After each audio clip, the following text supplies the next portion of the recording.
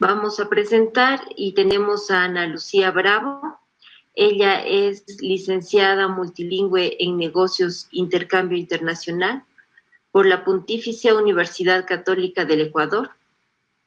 Diploma superior en Estudios Agrarios en América Latina por la Universidad Andina Simón Bolívar.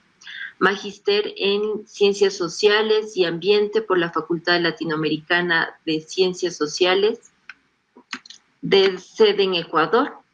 Estudiante de doctorado en Estudios Sociales Agrarios, Universidad Nacional de Córdoba, Argentina.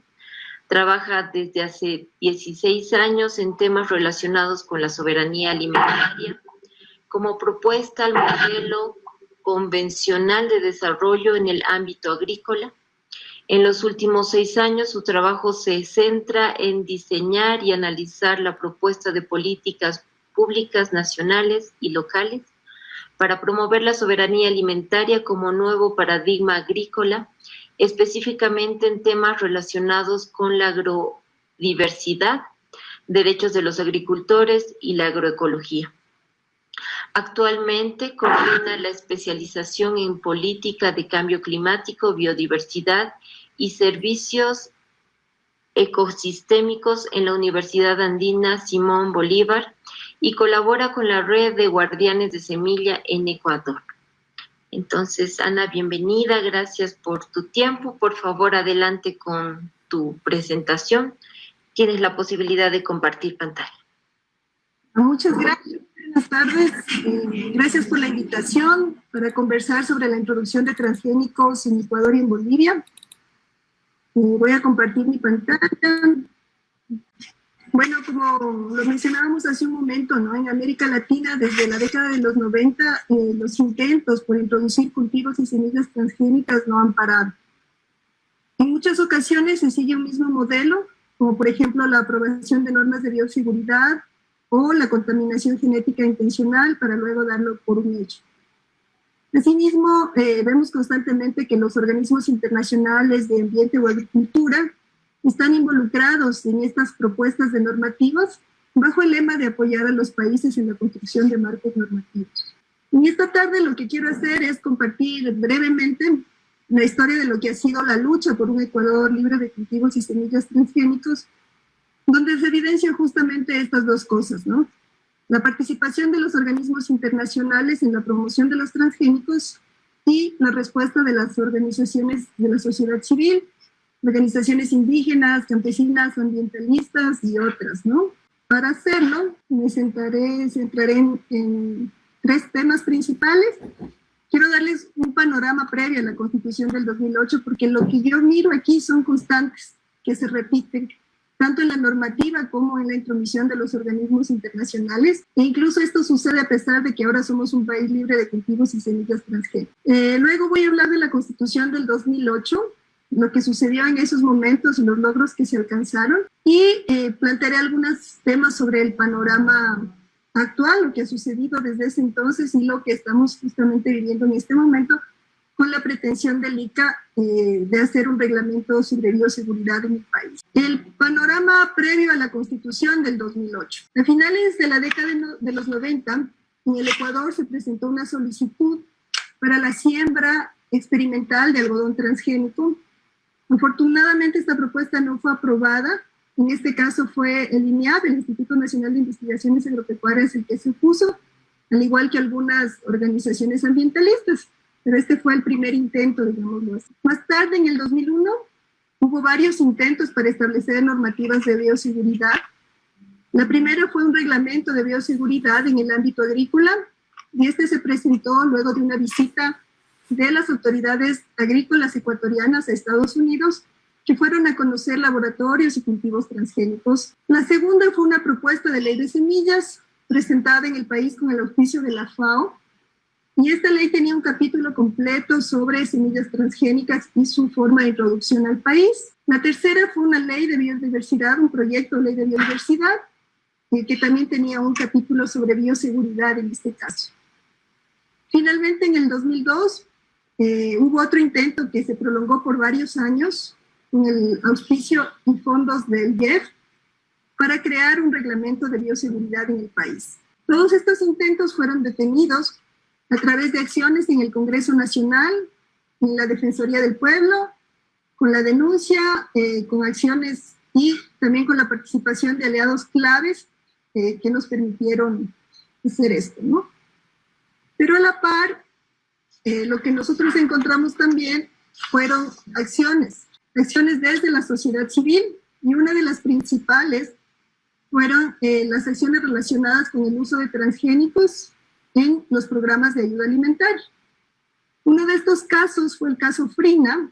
Este era el nombre del barco que traía al país un cargamento de soya transgénica como parte del programa PL480 entre Ecuador y Estados Unidos. El PL480 es un programa de donaciones de ayuda alimentaria desde los Estados Unidos. En este caso se realizó una acción simbólica para detener el barco que traía la soya y se planteó un amparo constitucional. Estas acciones sirvieron para poner en la discusión pública este tema, que no había sido mencionado, discutido o tratado por la sociedad civil, pero también la Corte aceptó el amparo constitucional, aunque lo hizo un año más tarde, pero a pesar de ser extemporáneo, este sentó ya un precedente jurídico en el país. Se denunció el uso de soya transgénica en los programas de alimentación escolar. Esta fue una acción que se hizo frente a las oficinas del Programa Mundial de Alimentos, porque ellos distribuían galletas, papillas coladas en las escuelas del Ecuador, cuya base era la soya transgénica. Otra parte importante de lucha fueron las movilizaciones en contra de los programas de ajuste estructural, de la aplicación del neoliberalismo en la política agraria, así como también en contra de los tratados de libre comercio, en su momento el ALCA, y luego la intención de firmar un tratado de libre comercio con los Estados Unidos. Estos contenían capítulos específicos en relación a la agricultura y a propiedad intelectual sobre semillas. Entonces, en estos espacios también hubo mucha articulación de las organizaciones sociales. Llegamos a la Constitución del 2008 y en realidad fue este camino recorrido el que detuvo las normativas, presentando acciones y que se manifestó siempre en defensa de la agricultura campesina, lo que creó una serie de propuestas que se presentaron a la Asamblea Constituyente.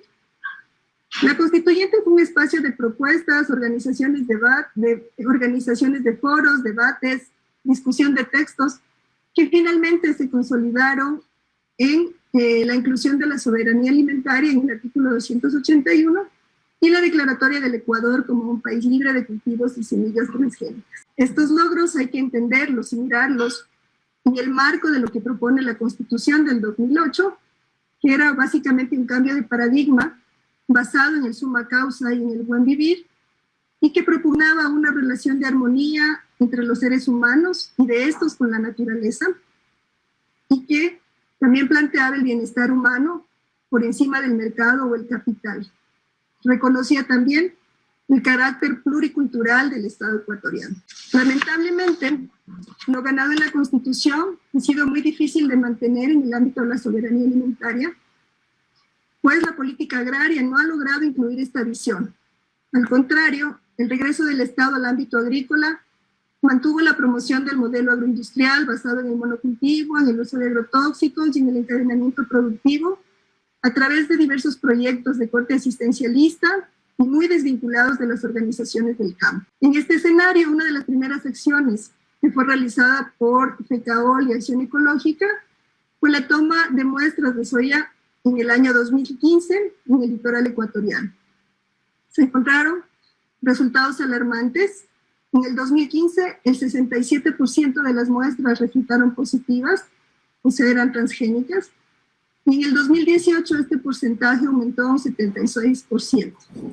Esto significa que 7 de cada 10 plantaciones utilizaron soya transgénica resistente al glifosato en el 2008, pese a que esto no estaba permitido. Las organizaciones hicieron una denuncia en la Defensoría del Pueblo y esta en conjunto llevó un proceso de monitoreo.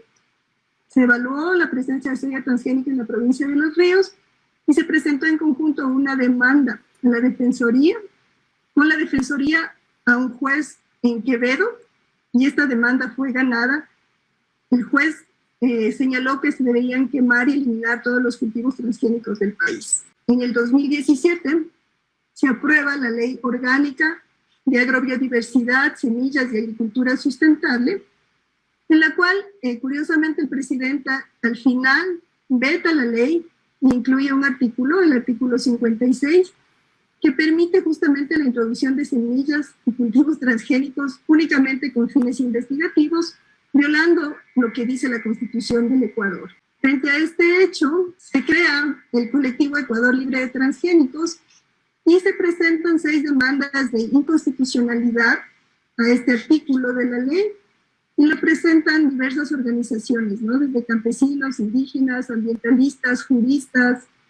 Entonces aquí he puesto algunos nombres de las organizaciones que presentaron los amparos de inconstitucionalidad, que básicamente piden la eliminación de este artículo, ¿no? Además de haber hecho estas demandas de inconstitucionalidad, el colectivo se ha organizado para hacer constantes protestas frente a la Corte Constitucional. Casos, denuncias, hicimos muchísima presión para que el caso sea tratado y fue discutido en 2 audiencias.